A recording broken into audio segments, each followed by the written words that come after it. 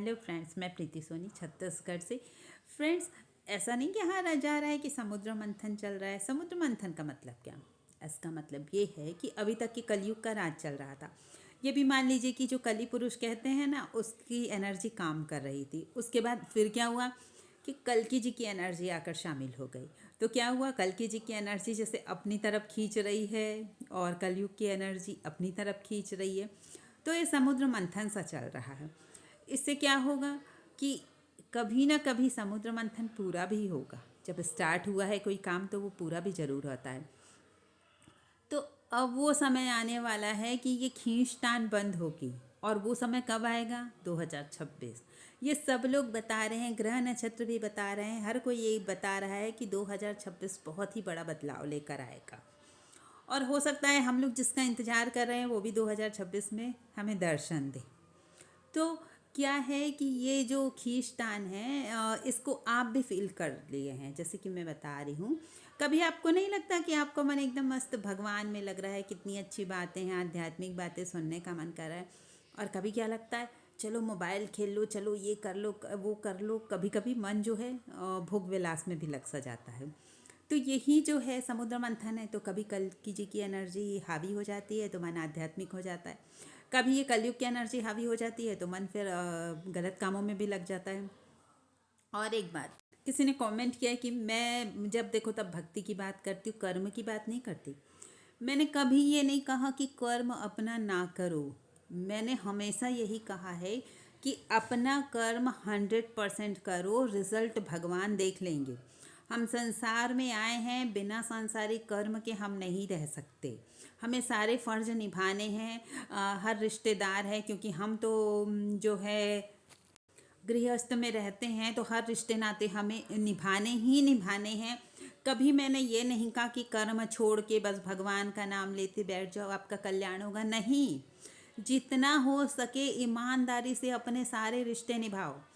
क्या होता है कि हम ये जो बातें हैं, सारी बातें एक ही वीडियो में नहीं कह सकते, क्योंकि कहने में भी बहुत टाइम लगेगा और आप सुनते सुनते बोर हो जाएंगे। ज़्यादा बड़ा वीडियो बनाया तो एक ही बात, एक ही वीडियो में ये सारी बातें पॉसिबल नहीं है। आप हमारे कुछ वीडियो और देख लिया कीजिए, उसके बाद कमेंट करेंगे तो ज़्यादा अच्छा रहेगा।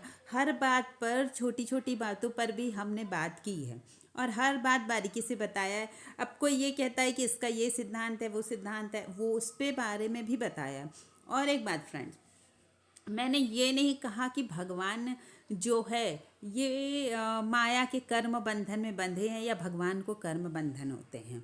भगवान स्वयं सहज ही से स्वीकार करते हैं। जैसे कल्कि जी जिस युग में भी आए उसी युग में रहे। जैसे अभी सॉरी, भगवान का जब भी अवतार हुआ वो उसी युग के हिसाब से रहे।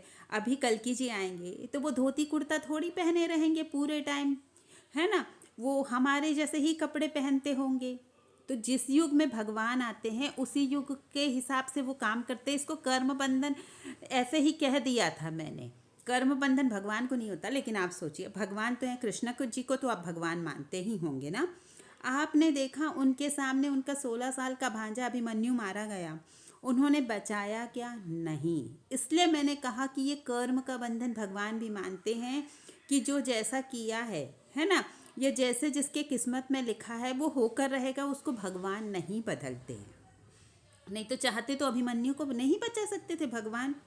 हम लोगों को यहाँ कोई मर जाता है, ख़त्म हो जाता है ना, तो कितना दुखी हो जाते, भगवान नहीं बचाया। लोग तो गालियाँ भी देने लगते हैं कि ऐसा किया भगवान ने, वैसा किया, है ना।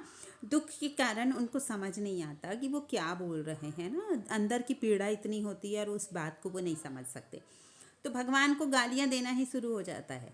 लेकिन भगवान के साथ क्या क्या हुआ है आप लोगों ने कभी ध्यान दिया है? भगवान ने चलो उस अभिमन्यु को नहीं बचाया, लेकिन भगवान के सामने ही भगवान के जितने कुल के थे सबका नाश हो गया था।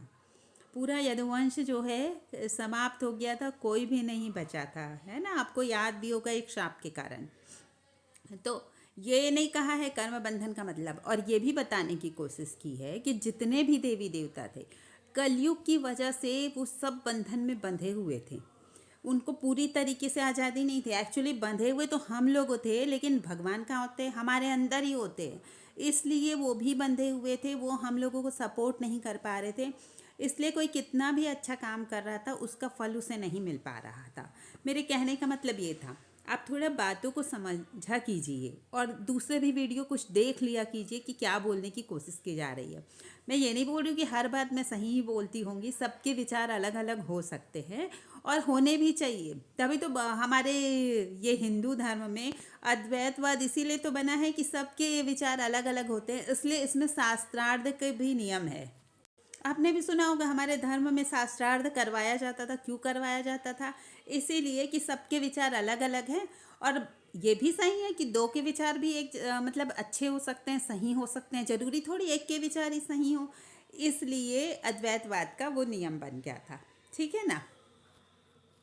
और एक बात ये भी आपने देखी होगी कि इतना कुछ हो रहा है दुनिया में, है ना, जैसे बाढ़, भूकंप और लड़ाई झगड़े, बहुत सारे युद्ध चल रहे हैं। कहीं कितनी जगह पर तो आग लग गया है। बांग्लादेश में क्या हो रहा है आप तो देख ही रहे हैं कि कैसे जिंदा जला दिया गया। बहुत सारे उटपटांग के काम हो रहे हैं। ये तो पूरे विश्व की बात हो गई, है ना। लेकिन आपने आसपास भी देखा होगा, अपने आसपास भी, कि पहले की तरह कोई इंसान शांति से नहीं है। और ये तो बहुत दिन से शुरू हो गया, जैसे बोला है हमने कि 2000 से धीरे धीरे ये प्रक्रिया शुरू हो गई। लेकिन 2025 आते आते ये इतनी ज़्यादा बढ़ गई कि आप देख रहे हैं कि जैसे बेचैनी पूरे विश्व में है, बेचैनी ही तो कहेंगे इसको, वैसे ही हमारे आस पड़ोस के लोग भी इतने ही बेचैन हैं। आस पड़ोस की क्या, हम खुद ही अपने आप में भी देख सकते हैं कि क्या हो रहा है। जितनी शांति से लोग पहले रहते थे, आज क्या रह पा रहे हैं? कुछ ना कुछ प्रॉब्लम, कुछ ना कुछ प्रॉब्लम, कुछ नहीं फालतू की ही प्रॉब्लम, पड़ोसी ही परेशान कर रहा है, कुछ भी कुछ भी। तो ये क्या है? यही इस एनर्जी का मतलब है। और एक बात फ्रेंड, कल्कि जी की एनर्जी कैसी है? दूध के समान है। और हमारे पास कैसी एनर्जी, ये हमें खुद को ही सोचना है, क्योंकि ये हम लोग, दूसरा कोई बता नहीं सकता कि हमारे पास कैसी एनर्जी। तो क्या है, किसी के पास जो एनर्जी है ना, तो वो क्या है कि गंगा जल से पवित्र एनर्जी है। अब गंगा जल में दूध मिलेगा तो कैसा होगा? अच्छा ही होगा। गंगा जल में दूध मिल गया तो और पवित्रता बढ़ जाएगी। किसी की एनर्जी जो है दूध जैसी ही है तो और उसके अच्छे हो गए।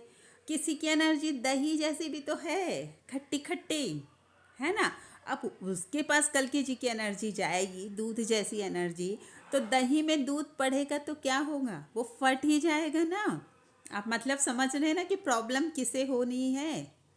मतलब अच्छे लोग जो होंगे, जो अपने मन को पवित्र रखे होंगे, है ना, या पवित्र बनाने की कोशिश कर रहे होंगे। चलो जैसा भी था, मान लो कि पहले जो है शुद्ध नहीं था, कम से कम जल था, बाद में वो गंगा जल बना। अगर जल भी है हमारी एनर्जी में तो ठीक है ना, दूध आएगा जल में मिलेगा तो भी कोई बात नहीं है, वो उसको एब्जॉर्व कर लेगा।